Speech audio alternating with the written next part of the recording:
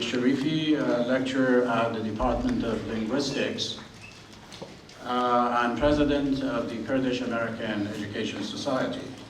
From the very outset, let me express my profound gratitude to our distinguished guests for accepting wholeheartedly to be a part of this timely forum during a critical time.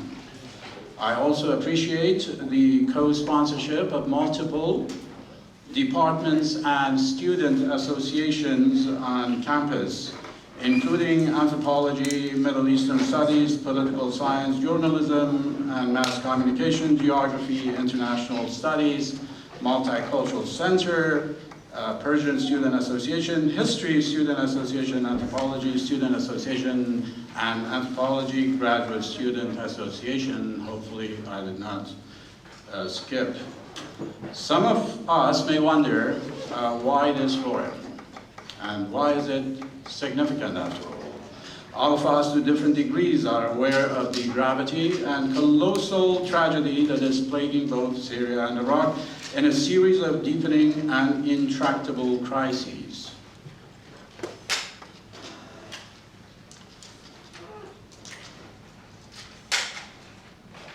And all this is a departure from and degeneration of the collective call for political transformation and democratization in the Middle East that began with the so-called Arab Spring, and some people call it Kurdish awakening. Our ability to understand what appears to be murky and mysterious depends on our knowledge of the shifting political landscape. Both Iraq and Syria are now entangled in senseless acts of sectarian violence and in competing confluence of internal-external conflicts between state and non-state actors, all clashing for hegemonic rule in an area that has historically been one of the cultural hubs of ethnic, linguistic, and religious diversity. The timing of this forum reminds us of an uncertain and precarious future. The Islamic State is threatening any semblance of peace and stability. ISIS, with its pernicious ideology, has brought an endless trail of deaths, displacements, and destructions. More recently, Kurds have borne the brunt of ISIS genocidal war. The Kurdish Yazidis, followers of an ancient Mesopotamian religion in North Iraq, have escaped their historical homeland from the ruthless onslaught and are now at the brink of extinction. Similarly, hundreds of thousands of other minorities and inhabitants of Kobani and Syrian Kurdistan have fled and joined almost 4 million of Syrians and Iraqi refugees. Yesterday, the UN announced that it had halted food supplies to Syrian refugees because it had run out of funds. The city of Kobani has been under siege for more than 2 months now. The international coalition formed has not succeeded in halting the raging genocidal war. And the region is descending into more chaos and disasters. All of us are aware of the breadth and richness of the history of the Middle East and its diversity. Peoples living in these regions have been more tolerant of each other than what we witness now. This rich diversity can and must be the source of strength and not that of sectarian violence. Eventually, mutual understanding and respect among the peoples of the region can save the Middle East and its people from the horrific spectacles that we have witnessed. I'm pleased that this forum will provide a multi-layered understanding of the current crises. This forum, as an occasion to share knowledge and ideas, is offered in the spirit of contributing to an understanding and recognizing the diversity of the Middle East. Our distinguished guests today will provide illuminating information about the various aspects of the current crisis. I hope we can shed some light on some of the challenges that the Syrian and Iraqi peoples face in their effort to build a democratic and plural society. Let me now turn our attention to the program and my colleague, Dr. Danny Piskin, who will introduce the program sequence and content. Hi everyone, can you guys hear me in the back? I'm usually not a big mic fan and I talk in really loud, long classes, so I thought this would work. Basically, as Professor Sharifi explained, we have a packed program today. We're going to include a few keynote speakers that are going to talk first. Either they're going to be on stage with us or going to be coming from pretty far away over Skype to talk to you guys. After those are concluded, we're going to go into a roundtable where we have quite a number of professors that are going to come and talk about different topics to you.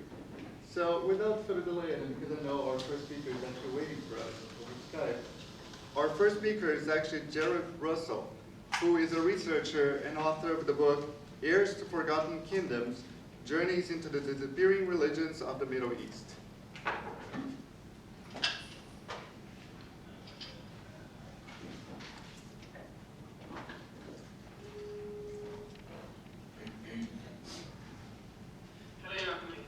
Hello, yes, we are all here waiting for you. Thank you for coming to us from Oman. Most of us are aware of the major contribution that you have made to our knowledge about religious minorities in the Middle East, which I would characterize as the ethnography of endangered religions. Anyway, we would appreciate your insight into what motivated you to look at this rather perilous topic, and how you basically see the current state of these religious minorities. Thank you. I think we're literally on the other side of the world from each other. But anyway, it's a very great pleasure to be speaking with you over Skype. I was drawn to this subject because of many years in which I lived in the Middle East and had a great interest and enthusiasm for the history of the Middle East. Can you hear me clearly? We are now adjusting the volume. If you could hold for a moment.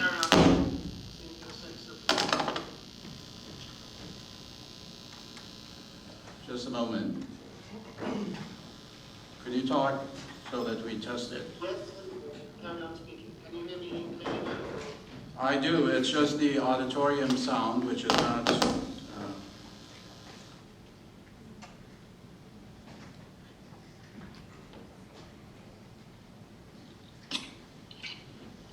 Could you talk? Yes, certainly. Great. Oh, good, right, that's very good. Well, I was saying that I lived in the Middle East for many years. And I had a great interest already in ancient history and philosophy because that's what I studied at university. So in Britain, I followed a very traditional syllabus, which is called Literae Humaniores, the humanities, which is study of Latin and the work of the Romans and the Greeks. And in my time in the Middle East, I saw certain continuities and commonalities between the culture of the Middle East and what might seem very, very different Greece and Rome. So that was the first thing that intrigued me. And then the second was that when I went to live in Cairo, Jerusalem, Baghdad, I kept encountering these which to me were extremely interesting because they had preserved ancient ways of thought, ideas, customs, which had died out elsewhere. And, you know, in these remote parts of the region had survived. And I found that not only interesting in a kind of dry way, but I actually found it very uplifting, spiritually, to be honest.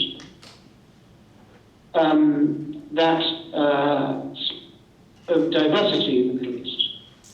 So often when you look at it from the outside, the region looks as though it's extremely monochrome. When looked at closely, it turns out to be full of extraordinary dynamism in some ways, philosophical dynamism. And these religions are often what remains of the ideological, philosophical dynamism of the past.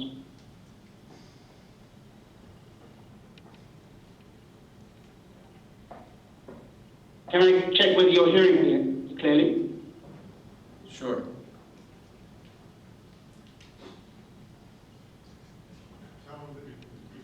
We are basically, yeah, we see you and we hear you. Good, excellent. So that really, I mean, is an answer to your question, I hope. I'm just going to put on some headphones, Okay. which may make, because it means there won't be the feedback of sound. Yes, go ahead. Well, really, that was the answer to the question. And so, as I described, it was the fact that amazing preserved through these religious communities, the fact that they me the diversity of the Middle East, in contrast to sometimes the way that it can seem to a superficial eye, and for that matter, the interest of these ideas themselves, which I think deserve to be taken seriously. And in the book I try to analyse those ideas and show what merit they have and take them seriously. So it seems to me that basically it is really a very difficult subject to explore, as even the followers and their neighbors basically find these religions very indecipherable and mysterious and almost enigmatic. I wonder, if this posed a methodological difficulty for you to gather basically information from the emic perspective of the followers of these religions. And if you could talk more specifically about Yazidis, since they have been more the object of deliberate genocidal war, we would appreciate any information you may have. Sure. Well, first off, it poses great difficulties, of course, that these religions are so secretive. It means that it is much harder to be definitive about what they believe. Even they themselves disagree. So it's very hard, actually, the Yazidis in particular, do not ever give one single account of their religion. And the difficulty for anyone who is writing about them is to say, which account of the religion will I privilege? Because all, in a sense, have a validity. And that makes it very hard. If you've got many, many people who tell you Yazidism is this or that, how do you choose between them and say this is what it really is and those other versions are wrong? I think in many ways, though, a key to understanding these religions is to look back to the philosophy of the religions of the Middle East before Christianity and Islam. So it is to look back to an era when Greek philosophy was immensely important, as almost, you could say, the religion of the region. And I think when one grasps that and sees that when Shahrastani and Biruni describe for us the religion of Haran, which was famous in their time, around 1,000 years ago, in Biruni's case, as the last bastion of paganism, if you like, then you see that really they were deeply influenced in Haran by Greek philosophy of a certain kind. Actually, when I say Greek, we call it Greek. It was certainly part of Greek culture, but Greek culture then was just as much part of what we call the Middle East as it was part of Europe. And Pythagoras, who was one of the philosophers, we hardly know about him in the West today, but he's very popular among the Druze, and I suspect we'll find him in the Yazidi religion as well, certainly found among the Alawites.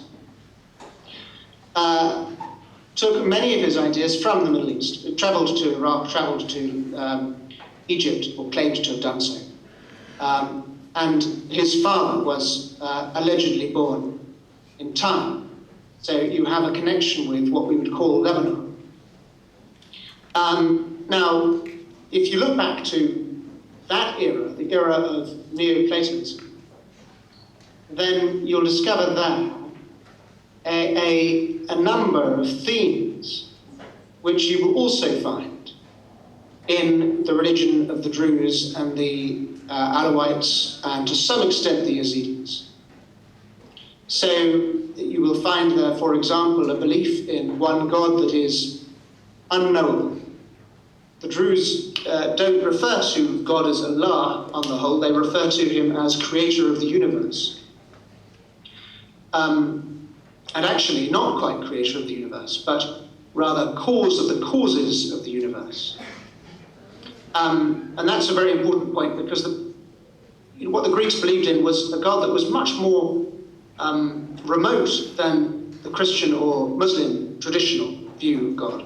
Not one who acted in the world, one that was the source of being in a rather sort of philosophical, unhuman kind of sense. And so when you look at these religions and you see that what they believe in is a God that's so remote, as the Yazidis put it, that they don't really think about that, about God at all. Or when you see even Muslim philosophers like Al-Kirmani saying that God is so remote from our understanding that we cannot hope to address our prayers and devotion to God, but rather instead to intermediary beings. It kind of helps to make sense of why the Yazidis, for example, believe in Malak Ta'ud. They address their prayers and reverences to a being who is not God, but they regard as an angel. But a lot of these pre-Islamic ideas, in which really the ancient gods became not exactly angels, but beings that were intermediate between God and man, kind of found a bit of a kind of compromise with Islam and Christianity, in the sense that, if you call Malak Ta'us an angel, the peacock angel, as his name means, right, it's a more acceptable thing to say. And I don't mean to say that the Yazidis are worshipping Malak Ta'us as a god, but at some point in history, the transition has been made.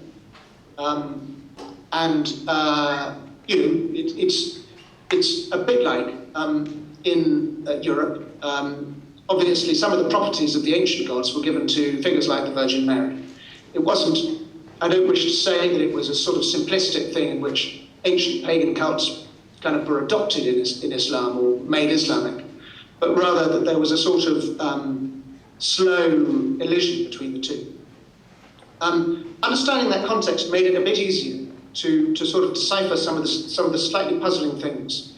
One of the most puzzling being that the Alawites and Druze specifically, and the Yazidis, believe in two things that are quite baffling when you first come across them. One is reincarnation. The Druze believe, they being the most open about this really, that they, the Druze, are a people who have been reincarnated over the generations into new bodies, but their souls are eternal.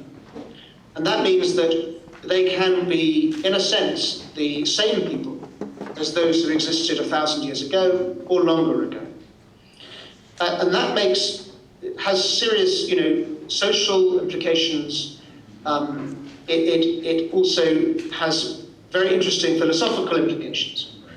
So that's one thing that comes from that belief. And so the Yazidis have a really odd, to the outsider, idea if you go to Lalish, which is their shrine, about 2 hours journey north of Erbil in what's now Kurdistan, you'll see, at first it really looks very Islamic, because what you have there is a shrine with a lot of Arabic writing, and the names of the people that are said to be buried there sound like Sufi preachers. They have names like Shamsuddin.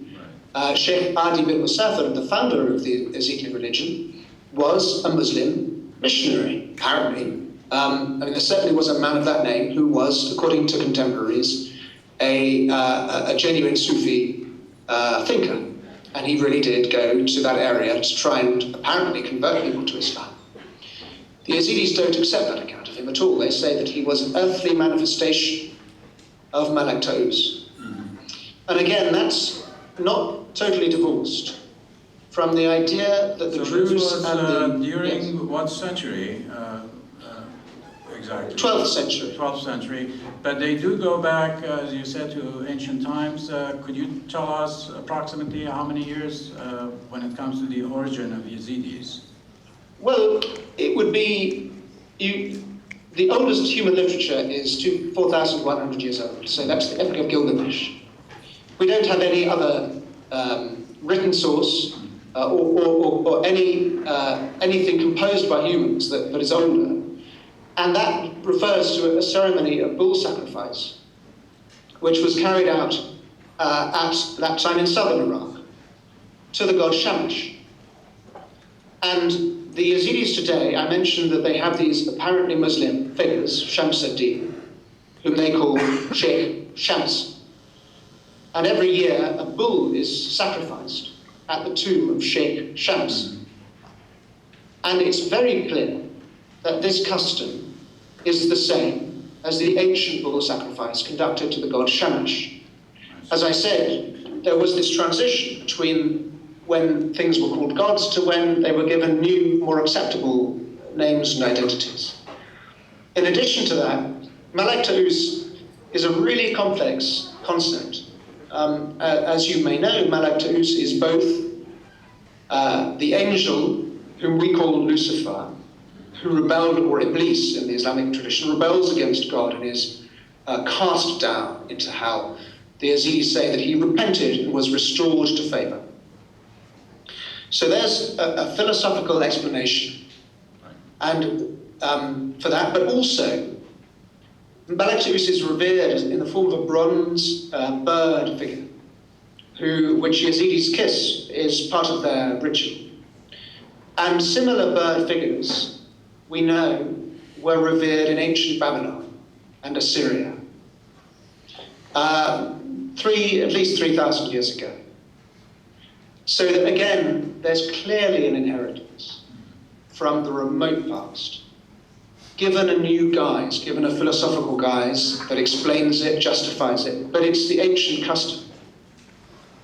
Yes. Okay. Thank you for the information. The current plight of Yazidis is worrisome. Some basically underestimate the magnitude of their problems. How do you characterize their plight? Would you say that they are seriously now in danger as a religious minority after what happened to them? Yes, I mean, to understand the situation of the Yazidis, they are scattered across many countries, partly because they were caught up in one of the other great persecutions of the 20th century and indeed in the 19th century. They were they were many times massacred by the Ottoman Empire. And in the course of these, the last of which coincided with the Armenian genocide, many Yazidis ended up in Armenia and Georgia, while the large majority or the plurality of the religion were in Iraq. And now that Iraq, which is the historical center of the religion, has the great shrine of Lalish, is no longer seen by them as a safe place to be. When I was in August in northern Iraq again to see the Yazidis, they were very clear, all of the ones I met, all of the refugees, that they want to leave, they don't want to stay. The the consequence of this is they always had a place in Sinjar, right up in the northwest corner of Iraq, where they were safe.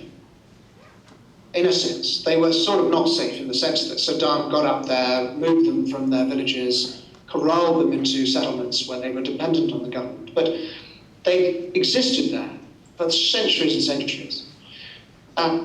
Now it's been proven to be completely vulnerable. About 10,000 remain on the mountain of Sinjar, in inaccessible villages. So they won't be completely extinct, not even in 5 or 10 years in Iraq. But they will, I think, the majority of them will be trying to leave. And when a people decides to leave their country, they often succeed. And what I think that will mean is that we will see a great diminishing of that ancient cultural heritage and great suffering for the individual, as their religion is important to them, the community is important to them, and it's very hard to keep together when you move to many different parts of the world. They have very complex religious rules, which restrict them in whom they can marry, much more restrictive than Islam or Christianity, actually. And that makes it really, really hard for them because they can't just any other, they have to marry people who actually belong to their caste and their Right. Okay. so they face great practical problems. So you basically consider their situation to be more vulnerable and precarious than any time in modern or ancient history. Very, very bad time in the 1890s when they were massacred in great numbers. Yes. But I think this is indeed perhaps more worrying, because the truth is that now the weapons that their enemies have are so much more powerful, and the instinct to migrate is so much stronger, that I wonder whether the community would want to remain. And that's what I think is now much of, it's possible the group's entire in a way they never did in the past. Even though the past was sometimes horribly violent, and especially the Ottoman era. But this is a different time, because the power of the state is very different now from what it was 100 years ago. Okay, thank you very much. Here's to Forgotten Kingdoms is a marvelous scientific and anthropological contribution that I'm sure our audience would be keenly interested in reading to find out all these details. In a minute or so, if you could basically wrap up the essence of what you had to say. Hopefully we'll have you in person here in the near future. Well, I hope so, Amir. I mean, what I would is, first off, there are many traditions that have survived for thousands of years in the Middle East. Do show something about the history, how Muslims and non-Muslims have interacted, because we shouldn't assume that it's always been a history of conflict. It's obvious from the survival of these religions that over 10 million people in the Middle East practice forms of religion that are not Islam. That clearly it has been possible for people to coexist, and they have done, particularly in the modern era. And you know, what I think, particularly I found in the book, uplifting, is that, to tell the truth, that the lessons for coexistence that we can take for the Middle East are taken from its own history, not from European history or anywhere else. From even 20th and 19th century history, when people did live together, people could accept each other, and that is, in my view, when the Middle East was at its height, was when people could live together and accept each other. And I hope that the book can inspire some more of that coexistence. I'm sure it would. Thank you very much. I know it is too late, early hours of the morning, and you should be in bed now. Thank you. Good night. Thank you. Goodbye.